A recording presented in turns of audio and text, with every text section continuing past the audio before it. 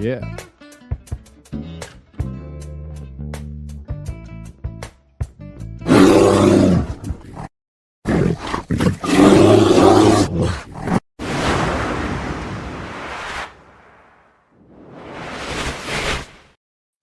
All right.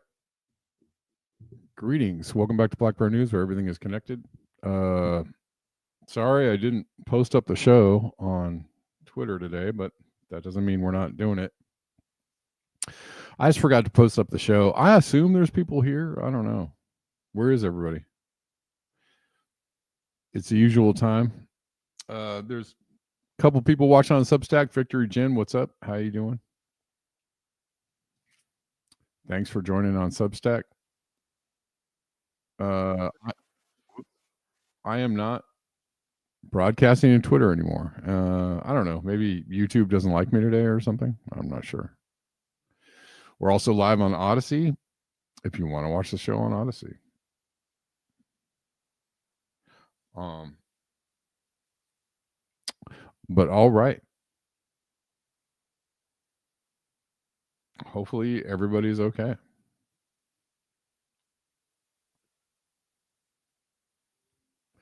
Bella is in the YouTubes. Right on. All right. We're starting a little bit late. It's cool. I'm going to get into it. I want to start by reading this piece about censorship from Edward Snowden.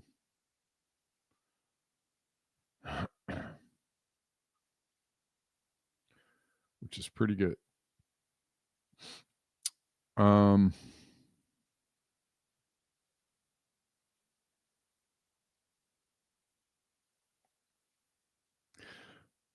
the height of the events in Poland, just at a time when the trade union Solidarność was being outlawed, or Nosh, I don't know how you pronounce it, I received a letter stamped Ni or Nai Cenzurowano.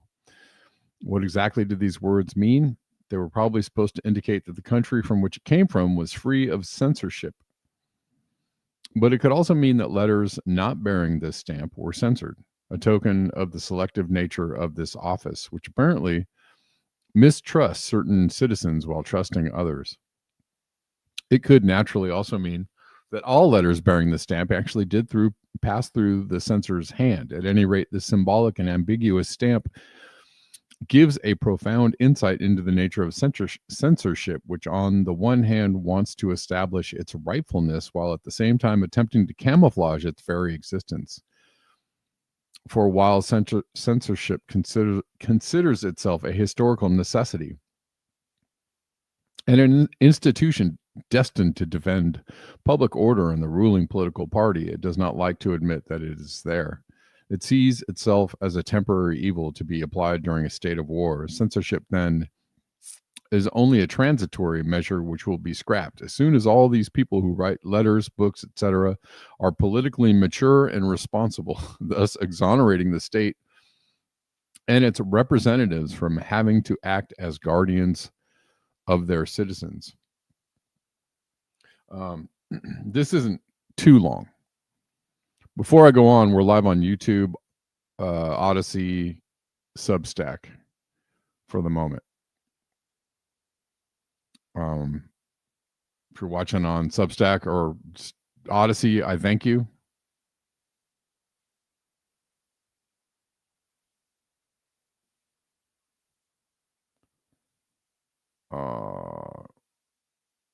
Such is the opening of Censorship, Self-Censorship, a landmark essay by the Serbian Yugoslav writer Danilo Keys, who was born in Subotica on the Hungarian-Yugoslav border in 1935 and died in Paris in 1989.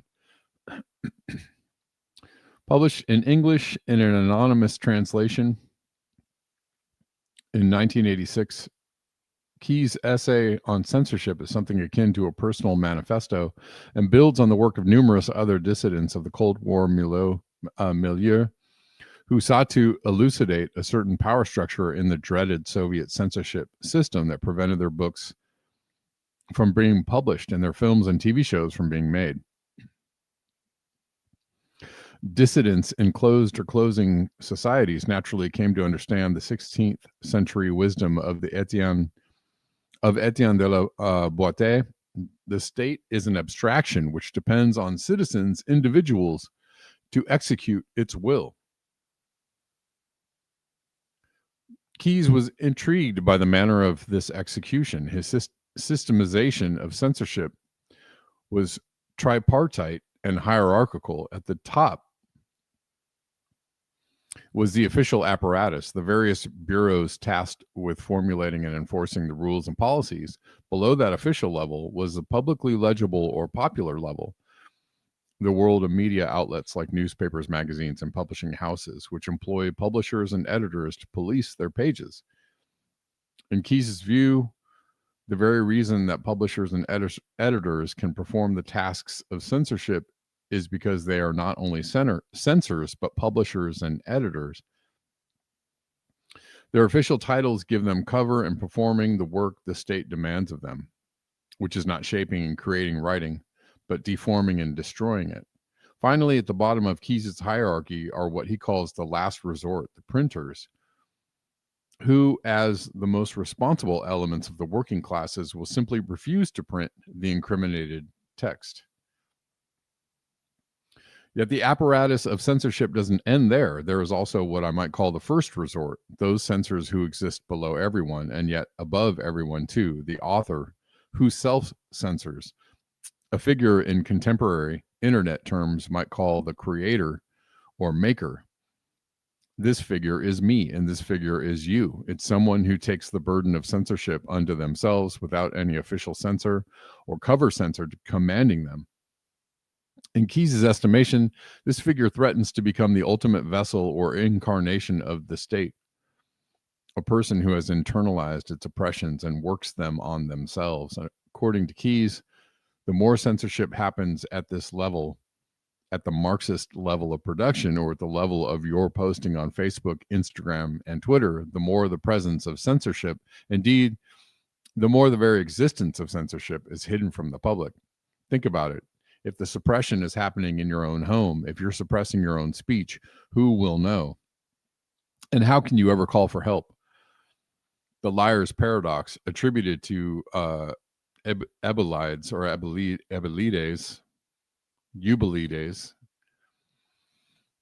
is famous in philosophy. I don't know. I'm probably screwing that up. Is famous in philosophy and logic. Its classic expression is as follows: this sentence is a lie. How to evaluate the sentence's truthfulness? Can it be evaluated? Any attempt to do so leads to paradox.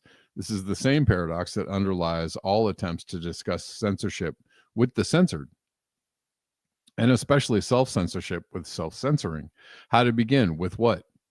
Ni censuro, the statement is not censored. Keyes, who narrowly escaped the Holocaust and whose work was eventually suppressed in Yugoslavia, wrote passionately on this struggle. Whichever way you look at it, censorship is the tangible manifestation of a pathological state, the symptom of a chronic illness which develops side by side with it. Self-censorship. Invisible but present, far from the eyes of the public, buried deep down in the most sacred parts of the spirit. It is far more efficient than official censorship, while both of them induce or are induced by the same means: threats, fear, blackmail. This second ill camouflages, or at any rate does not denounce, the existence of any outside constraint. The fight against censorship is open and dangerous, therefore heroic, while the battle against self-censorship is anonymous, lonely, and unwitnessed. And it makes its subject feel humiliated and ashamed of collaborating. Self-censorship means reading your own text with the eyes of another person, a situation where you become your own judge, stricter and more suspicious than anyone else. You, the author, know what no outside censor would ever discover, your most secret, unspoken thoughts, which nonetheless you feel must be obvious to others between the lines. Therefore, you attribute to this imaginary censor faculties which you yourself do not possess. And to the text, a significance which it actually does not have. For your alter ego pursues your thoughts and absurdum until the dizzy end where everything is subversive, where to tread is dangerous and condemnable. Lonely and unwitnessed, dangerous and condemnable. Keyes' perfect and tragic adjectives describe how many people feel today. When confronted with the internet's many opportunities for self presentation and equally many opportunities for self destruction, under the pitiless eye of mass surveillance, which funnels the most tentative keystroke into our permanent records, we begin to surveil ourselves. Unlike in Keyes' milieu, or in contemporary North Korea or Saudi Arabia, the coercive apparatus doesn't have to be the secret police knocking at the door for fear of losing a job or losing an admission to school or of losing the right to live in the country of your birth, or merely of social ostracism. Many of today's best minds in so-called free democratic states have stopped trying to say what they think and feel and have fallen silent. That or they adopt the party line of whatever party they would like to be invited to, whatever party their livelihoods depend on. Such is the trickle-down effect of the institutional exploitation of the internet, of corporate algorithms that thrive on controversy and division, the degradation of the soul as a source of profit and power. All right, got some people hanging out on Substack. Hope you enjoyed that. That was something from Edward Snowden on censorship, and I tried not to butcher that too badly. My apologies if I did.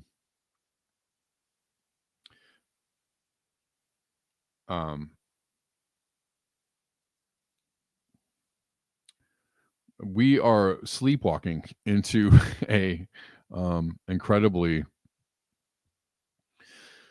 fascist existence. I'm sorry to say.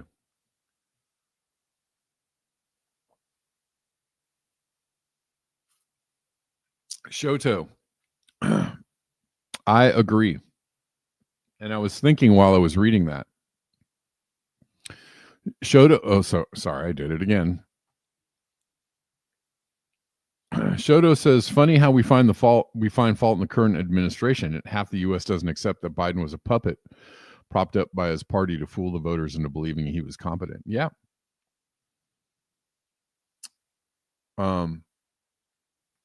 That's absolutely right. And the problem is there was, as I was reading that, I was thinking about how often I censor myself, not for the powers that be, but for the liberals that demand that are, I'm not a conservative, by the way. I'm not a conservative at all. I am a liberal. I am a true liberal. I am a lefty liberal. I'm not a middle of the road status quo liberal. I'm not a Democrat. But I have to say, I censor myself more for the screaming liberals than I do for the algorithm. I don't care about the algorithm. I mean, it's painful. I'm censored every day by the algorithms. Every single day, I swim upstream against the censorship overlords, but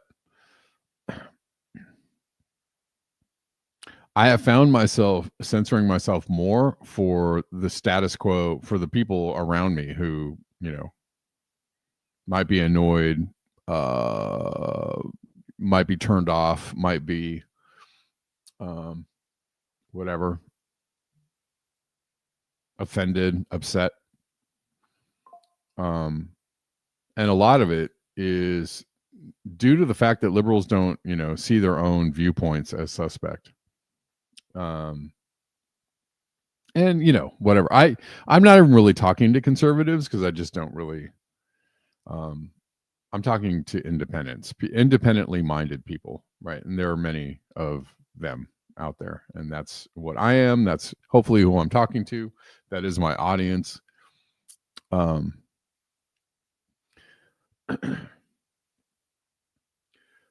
I feel like conservatives censor themselves more than liberals do, by the way. When I was working in customer service, when I have been engaged in conversations with people, random strangers about politics or whatever, I heard from the mouths of conservatives more censorship, self-censorship, and more like, well, I can't, and honestly, some conservative viewpoints, I really think are not great. I don't think they're very wise. I don't think they're very, but conservatives understand that they have to censor themselves, right? Conservatives understand that maybe their views aren't like widely accepted, especially in California or in a blue state.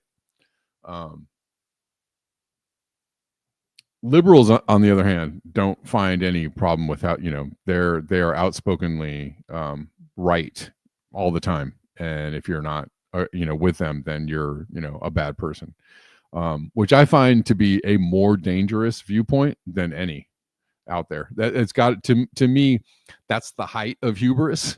That I am correct, I am right, and anything you say that goes against what I believe or think is means that you're a bad person, and I'm there's nothing wrong with me ever. That's the most dangerous position to ever hold in life, in existence, because it hasn't really served Democrats very well. It hasn't served liberals very well. If you can see where we are, all the righteousness and all the taking offense and all the whatever it is, that liberals think about themselves, it surely hasn't helped the situation. It surely has not helped the political situation.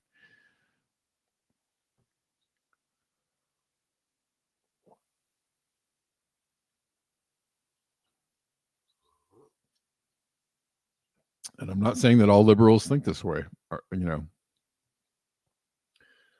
whatever. I'm a liberal, I'm a lefty. I'm also aware that there are times when you can be in the wrong, where people can hold bad ideas. And one of the worst ideas that liberals ever hold is that the Democrats can save them, or that the Democrats care about them, or that they're on their side, or that voting for somebody that looks like you is always righteous and never wrong, and anybody who says anything's wrong with it is somehow a racist or a sexist or bad, or a Trumper, or like that is the height of just stupidity. Anyways, I haven't even started talking about conservatives yet, and I won't even go down that road, because there's just a lot of knuckle dragging low IQ shit over there too. Anyways, we're sleepwalking into a situation where we're not going to be able to say anything about anything, and it's going to be sooner than later.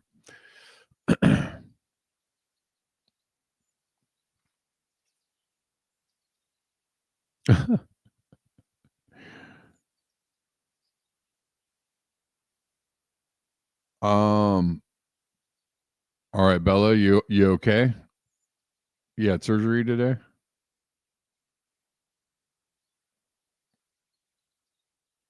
The doctors were excellent. All right, good to hear it, man. Anyways,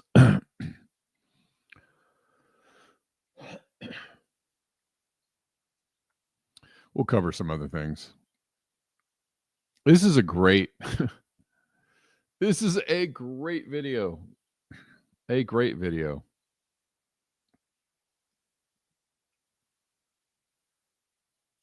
I just think that we could do a lot more with listening to each other and not but unfortunately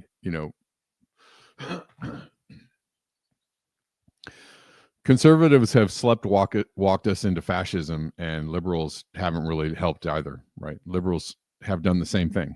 By voting for Biden, you allow Trump. By voting for Obama, you allow Trump. By voting for Clinton, you allow Trump. I don't have the time in this show to explain how that's true. Do a little reading.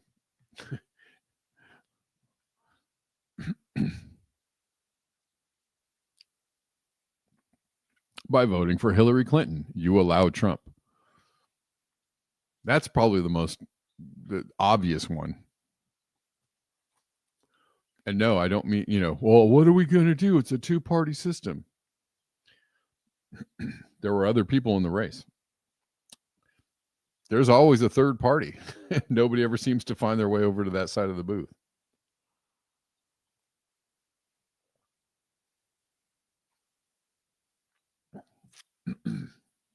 There are always other options, but you are convinced that this is the only option. If we don't go this way, we'll get that. Well, you got that anyways. So, and you did that several times in a row. You got that anyway. So tell me how that works out for you. This is awesome. This is somebody just screaming down ICE agents and getting them to back up and leave. And I've shown several of these videos, and I'm telling you, this is, the way you deal with bullies. What up, Victory Jen? Yes.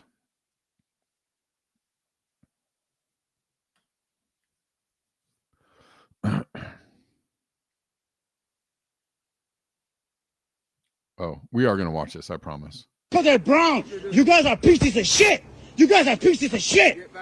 Fuck you. Fuck you. I have rights, motherfucker. Leave them the fuck alone. Leave them the fuck alone. We don't take orders from you, man. Back up. Yeah, you only take fucking orders from a pedophile rapist, you piece of shit. You want your fucking bonus so fucking bad, you broke bitch? You broke bitch? Give me your Venmo, I'll fucking PayPal you some shit, you stupid bitch, you broke motherfucker. Yeah, this is our fucking community. I went to school in this community. I grew up in this community. I'm not gonna let you fucking ICE pigs terrorize us motherfuckers. Fuck you. Man, fuck you. Or what? Or what? You're gonna fucking shoot me? I'll die for this shit. You fucking pigs, get the fuck out of here. You don't fuck, what the fuck you gonna do, motherfucker? This is my fucking village, motherfucker. I went to school here. You fucking pigs. Valen mierda todos. Valen mierda. Valen mierda, hijo de su perra madre. You fucking pigs. You fucking rats. Get the fuck out of our fucking town, motherfucker. I'll die for this shit. I'll die for this shit, motherfucker. Yeah, motherfucker, look at these fucking pigs. Show your face, pussy. Show your face, pussy. Show your face, pussy. Show your face, pussy. Show your face, pussy. Of course you won't. You're a fucking rat, bitch. Oh, God, that was, man, that was cleansing. Let it out, sir. These people are bullies. And I don't know. Maybe we need a little more of that and less frog suits, but I get the idea of the frog suits. I'm not totally against it.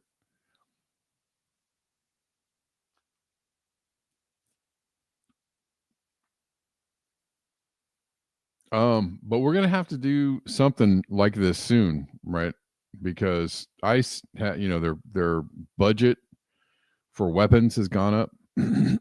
That's right, Oz. Man, that guy was just beautiful. I would like to, if I could shake that dude's hand, I would shake his freaking hand.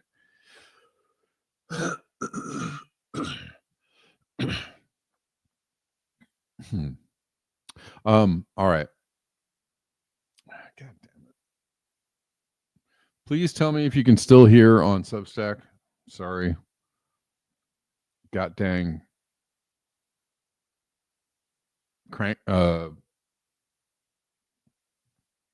Spam calls I get all day. And I'm sure they're not, these aren't spammers. It's freaking some intelligence agency out there just like it's just harassment, right? They're just calling your phone all day, leaving creepy messages if they ever leave a message.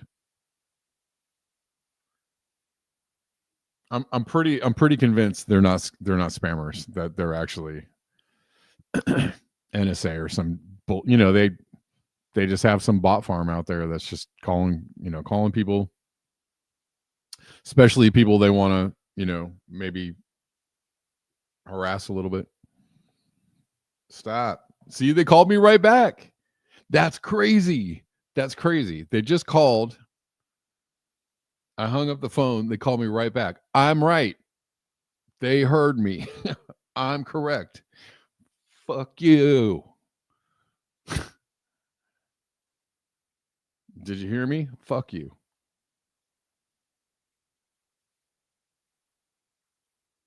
I'm not talking to the listeners. I'm talking to the listeners. The listeners.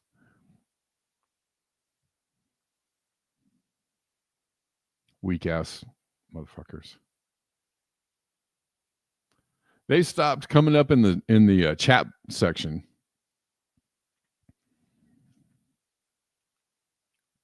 Right? Because people started calling them out in the chat sections of, right? They used to send like operatives into chat rooms to be disruptive and whatever. I started calling them out, and I've heard some other people start calling them out. I mean, if I see that bullshit in the chat section, I will tell you, I'm, whatever. If it's that obvious,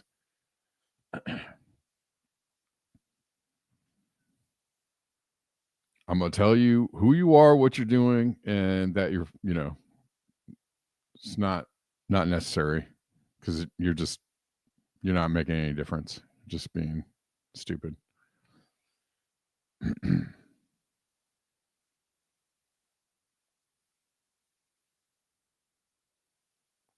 Kamashwari says, I'm listening on Substack in another room and I can hear clearly. Okay, good.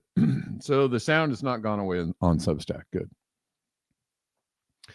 Anyways, ICE cranks up weapons spending by 700% during Trump anti-immigration crackdown. Is that all it is? It's an anti-immigration crackdown? Sorry for cursing, y'all. That guy got me hyped. He got me hyped.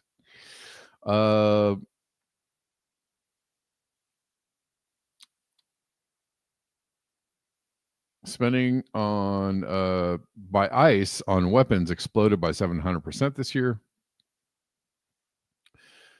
Records from federal procurement data system shows a 7-fold spending jump on small arms ordnance and ordnance accessories manufacturing compared to last year's levels, according to the news outlets.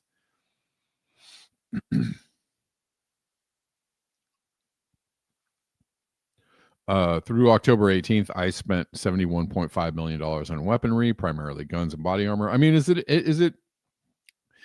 clear to everybody yet that they're just arming themselves to police everyone?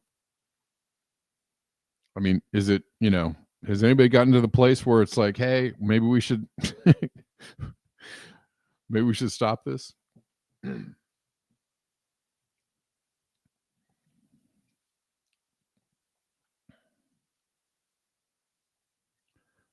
In contrast, I spent just $9.7 million on similar equipment during the same period last year. Wow.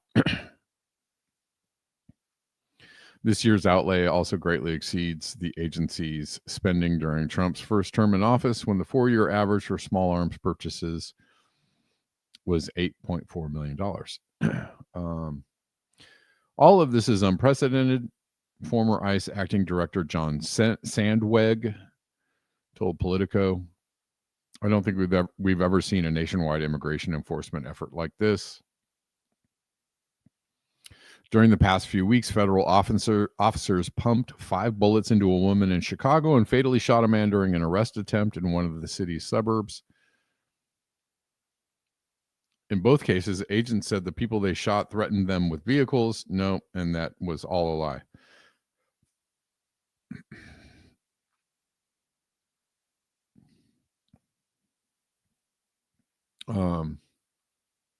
In recent weeks, the Trump administration has sent federal officials and agents to brutally suppress free speech in the Chicago area through intentional and escalating violence, including the dangerous and indiscriminate use of near-lethal weapons such as tear gas, rubber bullets, pepper balls, flash grenades, and other unwarranted, disproportionate tactics. Hold on.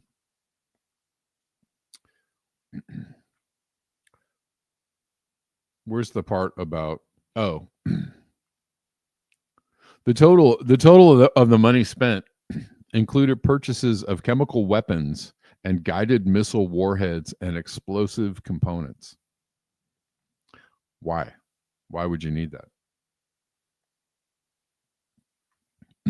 Why would you need that?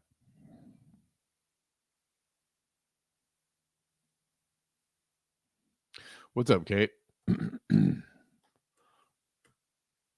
Okay.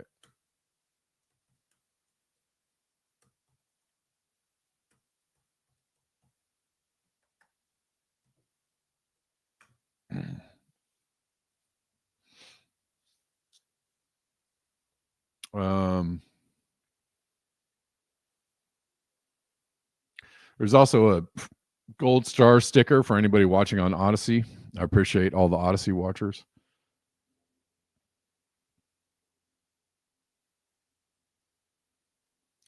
Wayne the Pain asks how many Americans have they hurt or killed since they started all of this. We don't know. We don't even know. You know, they've arrested and deported plenty of people without, you know, identification, or, you know, they don't know where they went. They don't know. People have been disappeared, and we don't have a lot of information on those people. Odyssey streaming totally works, Chuck. It's totally on right now. It being on. And I got the chat up. I got Odyssey streaming, and I've got the chat up. So anybody who wants to watch on Odyssey, it is there. It is available.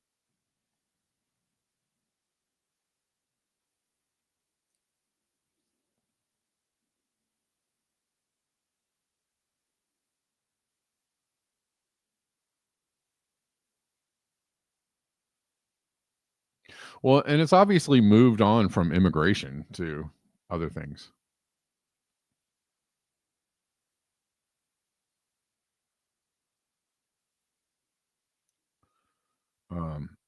It's moved on from immigration to basically, if you are a blue city and you don't like us, we're going to send troops to your city. Like, what the hell? Okay. Also, yeah, and they're using crime. You know, crime. I think I saw somewhere. Thanks, whoever bought me a coffee. I appreciate it. Thank you. It just says someone. I don't know the name, but thank you so much. You know, there were a lot of statistics coming out when when he first was deploying like troops to DC about how crime was going down in DC. There were statistics coming out about how red states had much higher, you know, murder rates. So it seems targeted. It seems you know, definitely an attempt to target certain cities and certain demographics. Obviously, right? They've moved on from immigrants to black people in Chicago. They've moved on from black people in Chicago to, you know, white Antifa in Portland. So it doesn't really matter now who you are, what demographic you're in. Obviously, they're targeting certain demographics, but it doesn't really matter. If you're just anti what's going on, eventually you will be, or you already are, in the net. St. Louis is a rough place in a red state. Yeah, sure. I don't hear much about Kansas City either. But is Kansas City really like? I hear more about St. Louis being a rough place. I've been to both cities, and Kansas City seems a little more laid back to me. I don't know. I think I prefer Kansas City to St. Louis, but just because culturally, I think it's a little cooler. But like, I don't know. There's plenty of cool things about St. Louis. Right. Not all immigrants in Chicago, only the ones of a certain color. Yeah. Absolutely. There, immigrants are everywhere in every state, in fairly large numbers. Again, this whole thing was the immigration thing is a red herring, or just it's a ploy. It's not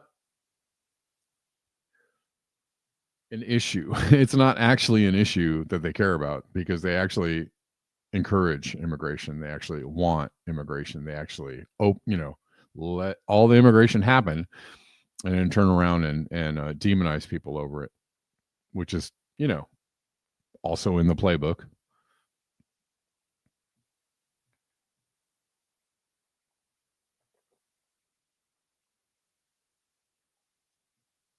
And they just outlawed frogs. We hate these frogs.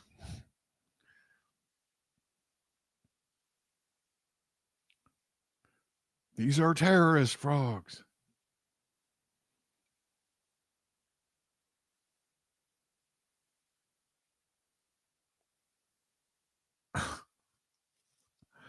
All right. Let's keep moving. SNAP benefits are this is a big news story that SNAP benefits are going to run out in November, or they're just not going to be available. I don't know if they're running out. Apparently, the government is still shut down. Apparently, there's still plenty of money for military, arms, ICE, money flowing for everything. But apparently not for federal workers, and not for social services. So, we'll see. Yeah, sushi, absolutely. They want immigration because they don't know workers' rights or demand more. They absolutely support immigration on all levels. And then they're not, and then call them criminals, which is really, really messed up, right? Really messed up.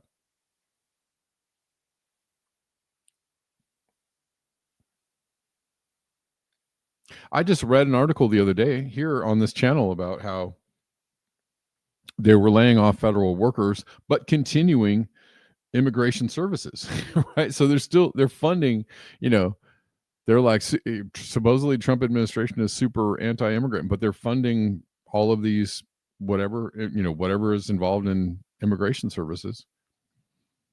They're funding it, but not paying federal workers. Make it make sense.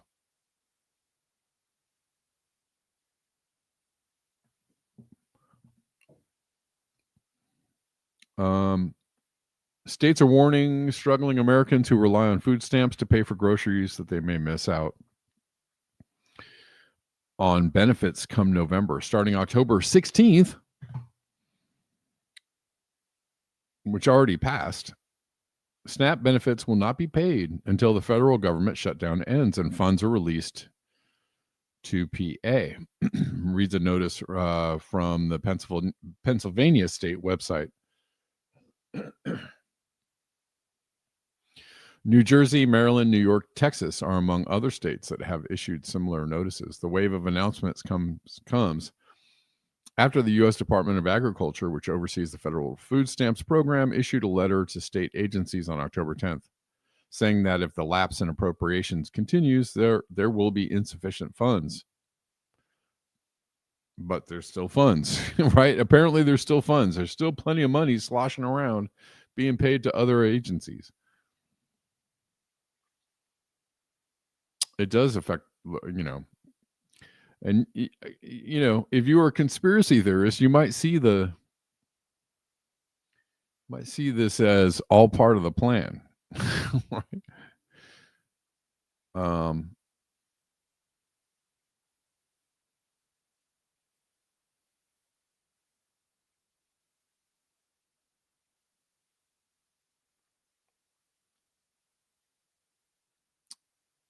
let's see. Reached for comment, the White House referred CBS News to the USDA, which then shared the letter it sent to states.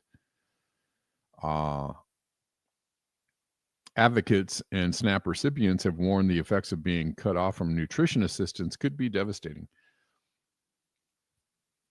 Gina Plato-Nino, interim director for SNAP at the Food Research and Action Center, a nonprofit focused on ending hunger, said delayed SNAP benefits would mean individuals have to make extreme choices, such as whether to pay their rent or feed their kids. Many recipients, she said, are living paycheck to paycheck, and that's the reason they depend on SNAP. According to the USDA, 73% of SNAP recipients had a gross monthly income at or below 100% of poverty levels in fiscal year 2023. While the majority of beneficiaries are not expected to work while on SNAP, primarily because they are children, older adults, or disabled people, most SNAP participants who can work do so. The center on so that a lot of people have jobs and need this to bridge the gap. You ever been there? I've been there.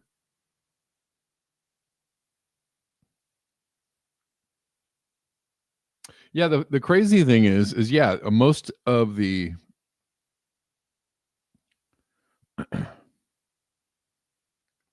most of the benefits are paid out onto cards. You can't just fill the cards. Interesting.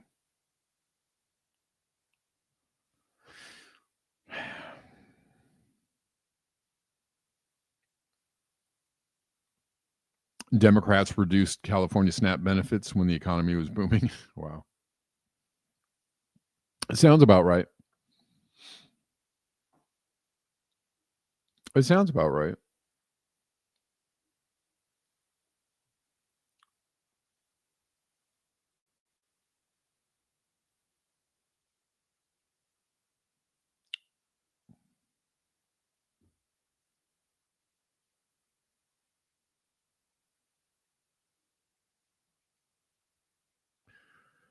And that, unlike inflation, SNAP benefits went down, right? Inflation never goes down. It goes up.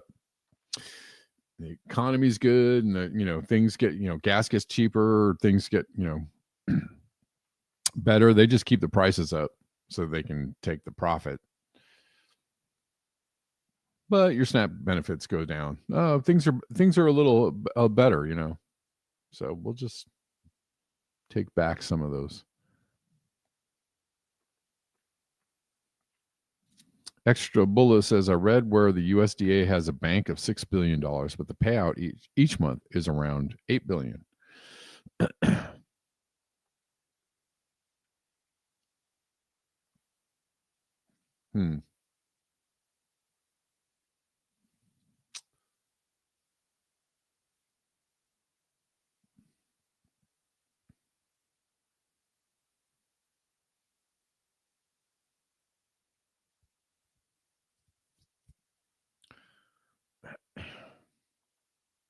Oh, so apparently the shutdown has thrown a wrench into the sharing of data. To ensure benefits are available at the first of every month, states send electronic case files with information on SNAP recipients on a monthly basis to an electronic benefit transfer EBT vendor so they can process the data and load recipients' cards. EBT processors have to get all the data in time. Plata-Nino explained. They need to be able to process the payment so when that person utilizes their card at the EBT retailer, the money will be there for the retailer to be able to swipe. Shutdown has thrown a wrench into the process. Oh, here it is right here, Bulla. One way for the USDA to cover SNAP costs, explained Platanino, would be for the agency to tap into contingency funds, according to FRAC, the reserve, stood at $6 billion during the Biden administration. After Democrats and Republicans failed to come to an agreement to extend government funding, on October 1st, the USDA said in its lapse of funding plan that the SNAP program had been provided for with multi-year contingency funds that could be used to cover state administrative expenses during a federal government shutdown. However, it's unclear if the USDA plans to utilize those funds to ensure November SNAP benefits. The agency did not respond to CBS News' request for comment on whether that option is under consideration.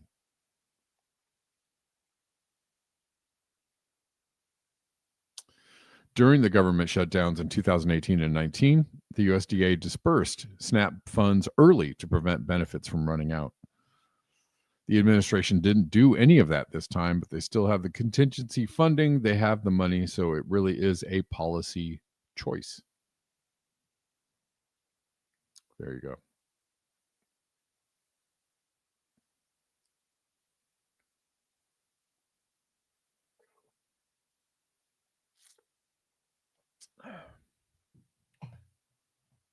Yep, Chuck, that's true. They could do that. They absolutely could do that. And it would be a drop in the bucket.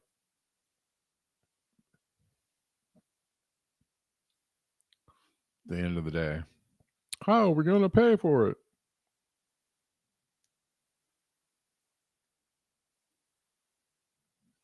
Here's a post from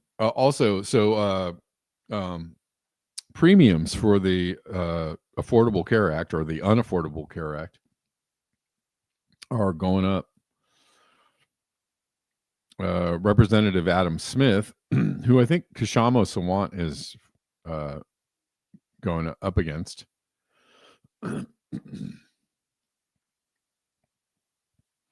he posts this: "I've heard from those back in my district, and I won't stop the fight for your health care.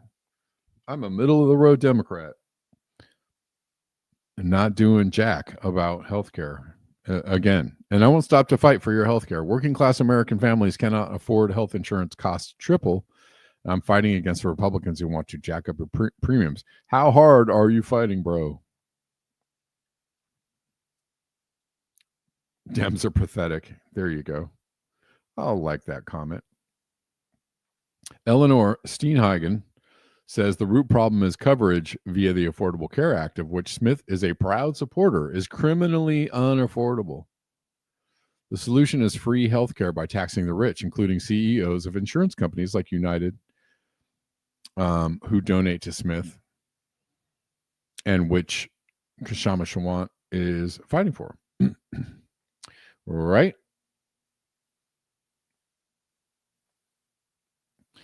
Another comment: only a millionaire can afford Smith. Adam Smith.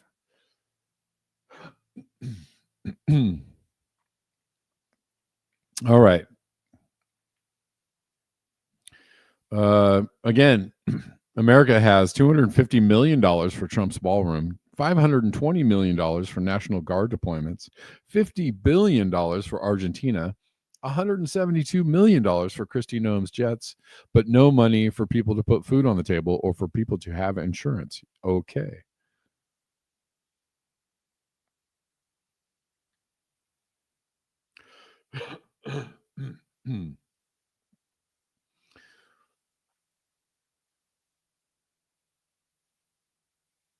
You're right. You don't need to tax anyone to pay for things on the federal level. You just pay for them. Exactly. Insurance is not healthcare. Exactly, Chuck. That's why it was a giveaway to insurance companies. I mean, car insurance is a giveaway to insurance companies.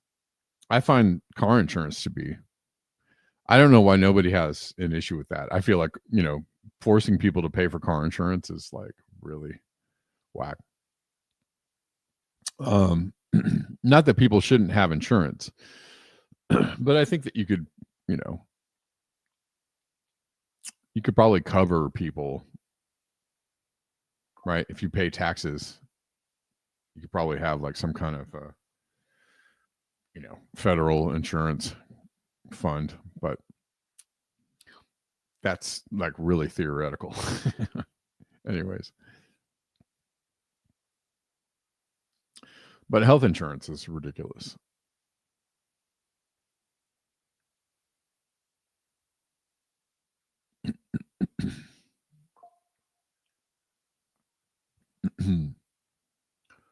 All right.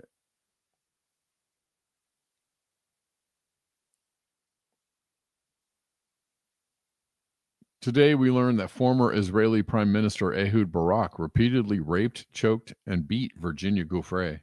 Yet the media won't even name him or mention his country. The level of media protection is beyond corrupt. This is from the New York Post.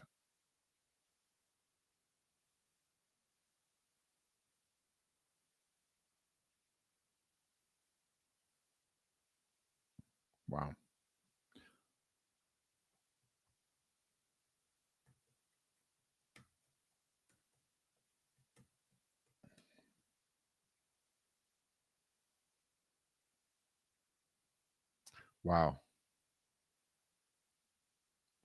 Wow. She was brutalized, left bloody by well-known prime minister. Memoir reveals.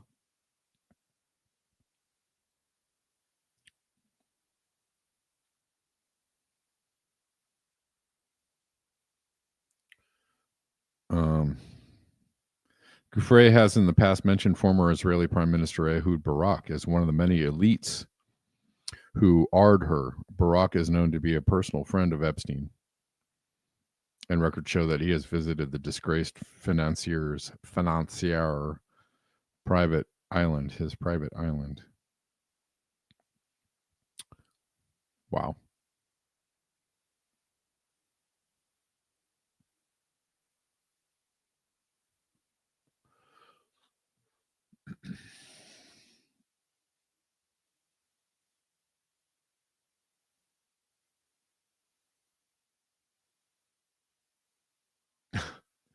Affordable Care Act is like the Patriot Act, right? Or the Puppies for Everybody Act.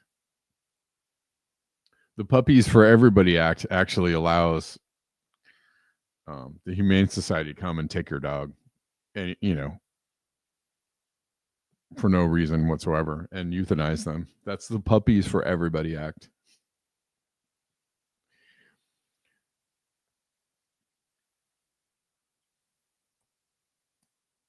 That's America, right?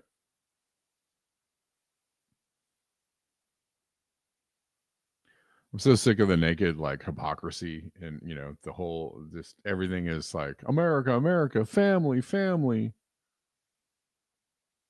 freedom. It's like they don't care about any of that. They don't even care about America. I mean, they're more interested in how does Israel feel today?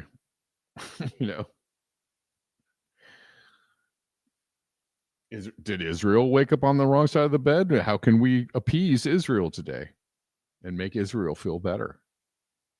They don't even give a shit about America. The most anti-American people are running the show right now.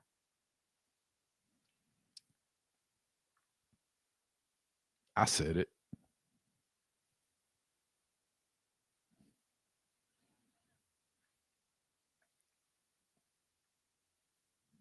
Well, anyways,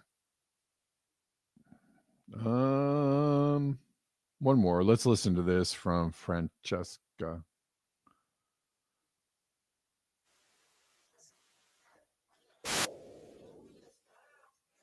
Governments stand in solidarity with Israel instead of the people who are being genocided. It's shocking, but it's not surprising.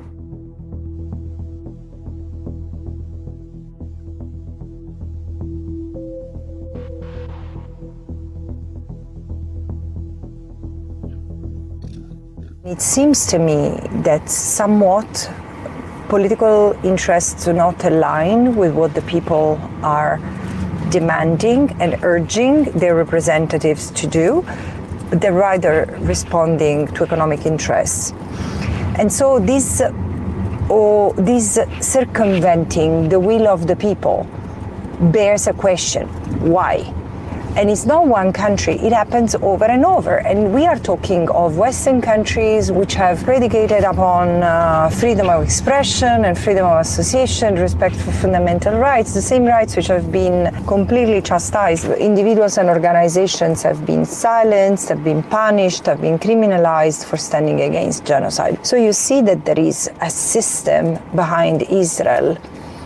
And it's so where I don't think it has anything to do with religion. It has to do with private interest and financial and economic interests that, of course, are upheld by ideological principles. About your welfare. They don't care about the United States. Our welfare, your welfare. No.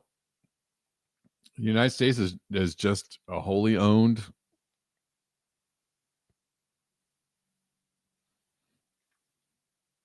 conglomerate of corporate, whores, and that's it.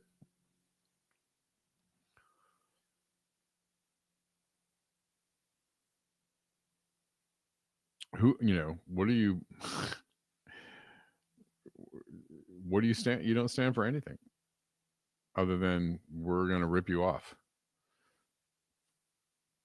I tell you, you better love your country.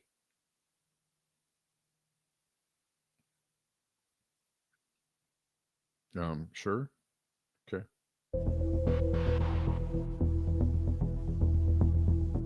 Colonies are part of the problem, probably the most symptomatic element of this unlawful occupation. They're just part of it because it's the entire state of Israel that today is committing crimes as it breathes.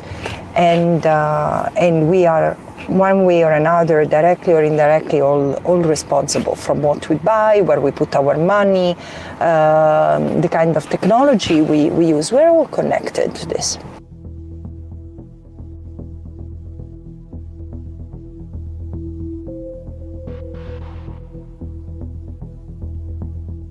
Today we need to have a strategy like holding people to account. And the secret is that we need to do that standing united, because if we are alone and as individuals, we are so frail and so defeatable. But if we stand together, they cannot fire us all, they cannot arrest us all, they cannot silence us all. And this is what makes the difference. And we will make the difference. The point is not if, it's when.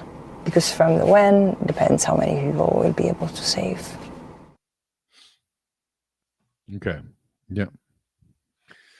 I didn't know that's good to know. No, nobody. I didn't know it was that. I knew that at one time it was Romney Care, the Affordable Care Act. It is a right-wing healthcare program. Why? Because it benefits the capitalists. And not you. Not you, pal. Listen, see? I'll give you some health care, see? Now hand over the money. Everything in your pocket. Whatever you got. That's fine.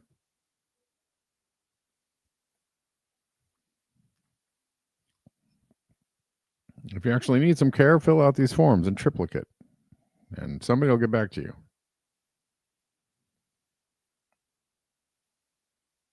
All right. Thanks, guys. Appreciate you. I'll see you tomorrow. I'll be back tomorrow at the regular time of 12 p.m. Pacific. You all are awesome. Thanks for joining in. You all know how to support the show if you want to support the show. Thank you to everybody who supports the show. I appreciate you. That's right, nobody. That's right. All right, guys. See you tomorrow. Until next time, beware the